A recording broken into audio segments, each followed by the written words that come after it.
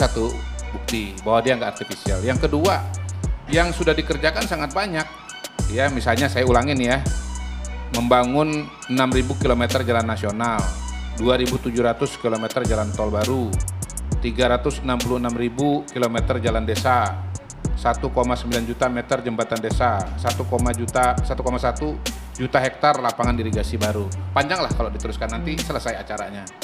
Nah, yang kedua soal kabinet. Begini, kalau kita bicara kabinet itu kita cara pandangnya nggak bisa seperti organisasi yang lain ya. Karena di situ tuh bukan hanya teknokrasi, teknokrasi. Soal teknokrasi pun saya yakin bisa dipenuhi dengan dengan sangat baik. Ya, misalnya aja kalau kita bicara nama-nama calon yang ada ya. Nih misalnya nih Pak Abdul Mukti jelas cocok jadi Menteri Pendidikan karena memang bidangnya di sana. Kita bicara Menkominfo, Mutia Hafid, memang latar belakangnya adalah jurnalis, memang skillnya dia punya. Kita bicara siapa lagi? Pak Agus Adrianto, kemungkinan jadi Menteri bidang lapas dan imigrasi, ya memang penegak hukum. Ya lagi-lagi panjang lah kalau kita bicara soal teknokrasi. Nah, tapi yang nomor dua yang saya mau ingatkan di sini, kalau kita bicara kabinet, kita juga bicara mengenai kebersamaan, kita bicara mengenai persatuan, kita bicara mengenai representasi. Kenapa bangsa ini sangat-sangat besar? Kalau hanya dia harus sendiri, diwakili oleh partai politik, dia diwakili oleh ormas, dia menggambarkan keragaman suku, keragaman masyarakat, gitu. Nah, yang penting adalah bahwa keragaman-keragaman tadi tidak menafikan soal kompetensi, soal teknokrasi, soal leadership, soal kepemimpinan. Gitu. Nah, saya percaya dari nama-nama yang ada pada hari ini adalah orang-orang yang memang punya track record pada bidangnya masing-masing, gitu ya, sesuai dengan bidangnya masing-masing. Nah, mumpung Mas Kodari udah nyinggung itu, saya mau menampilkan ini beberapa nama-nama yang juga mencuri perhatian publik ya. Kalau kita lihat wajah-wajah baru, boleh ditampilkan? Barangkali ini ada sejumlah nama yang dipanggil, yang menggelitik publik juga, yang menuai reaksi cukup beragam dari publik. Veronika Tan dengan pengalamannya cukup banyak juga ya. Kemudian Raffi Ahmad, artis YouTuber, dan kemudian Yovie Widianto, Haikal Hasan Baras. Terus yang juga menarik, ini ada Gus Miftah. Nah, saya nggak tahu nih kompatibelnya di mana nih, kalau Mas Kodari bisa mengelaborasi. Ya, tentu semua kesimpulan harus kita tunda sampai nanti posisi masing-masing diumumkan. Jelas gitu ya. Pada hari ini kan kita baru dugaan atau analisa.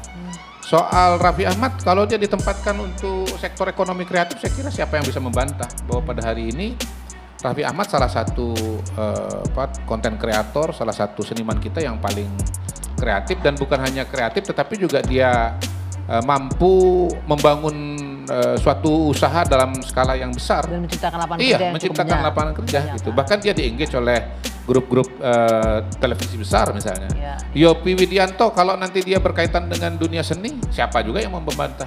Salah satu pengarang lagu yang paling terkenal, siapa yang nggak kenal dengan jadi lagu? kompeten di bidangnya masing-masing begitu ya. Di bidangnya masing-masing. Gus Miftah.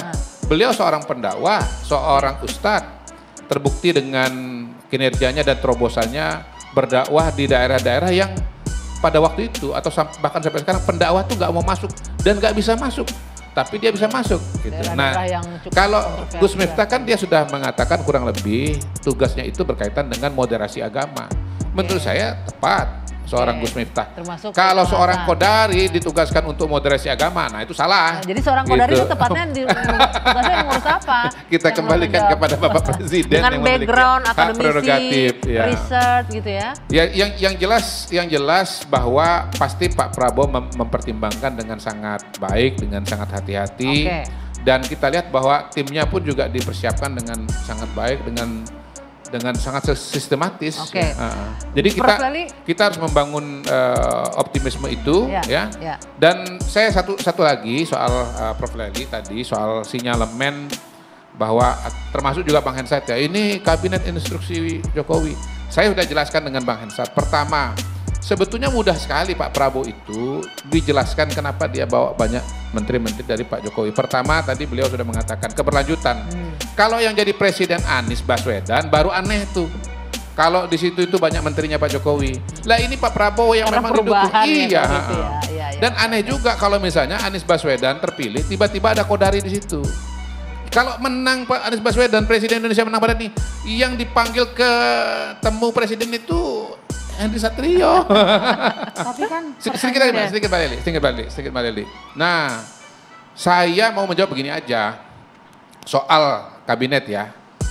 Beliau ini adalah orang yang ketemu dengan menteri-menteri itu ya. 5 tahun dia kenal kemampuan masing-masing ya. Dia tahu apa bidangnya masing-masing. Jadi sesederhana bahwa ya Pak Prabowo itu memilih orang yang dia kenal. Kan nggak mungkin kita memilih orang yang dia kenal. Ya, Terakhir betul. Cukup. Nggak, ini penting sekali karena belum pernah diucapkan di media. Apa? Saya sudah tanya dengan Pak Prabowo langsung.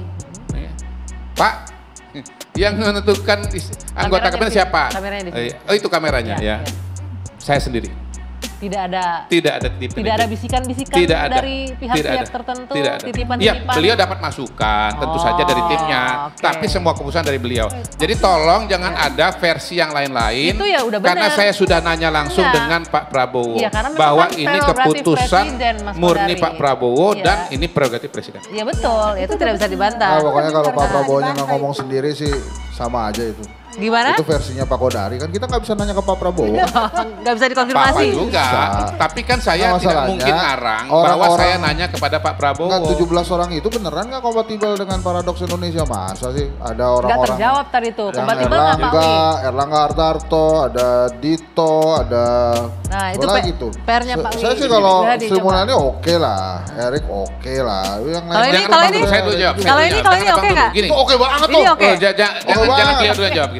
Gini loh, menteri-menteri Pak Jokowi ini melaksanakan program hilirisasi, mengambil alih ya aset-aset negara yang dulu dimiliki oleh asing, privat dan seterusnya.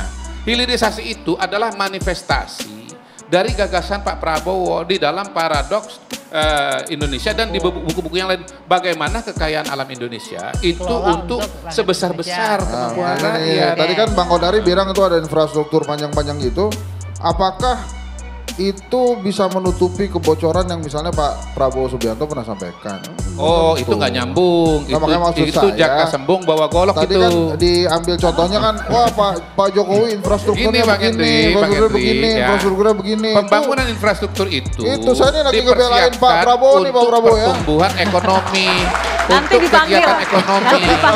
Di mana-mana yang namanya pembangunan infrastruktur itu merupakan syarat wajib bagi pertumbuhan ekonomi. Nggak ada pertumbuhan ekonomi bisa berjalan dengan optimal tanpa pembangunan infrastruktur.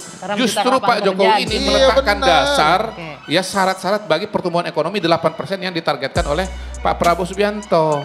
Ini kerjasama yang luar biasa ini. Pak Wi, kompatibel atau tidak nih dengan cita-citanya? Silakan Pak Wi. Saya menjawab begini, 17 menteri. Kalau kita lihat 17 menteri itu kan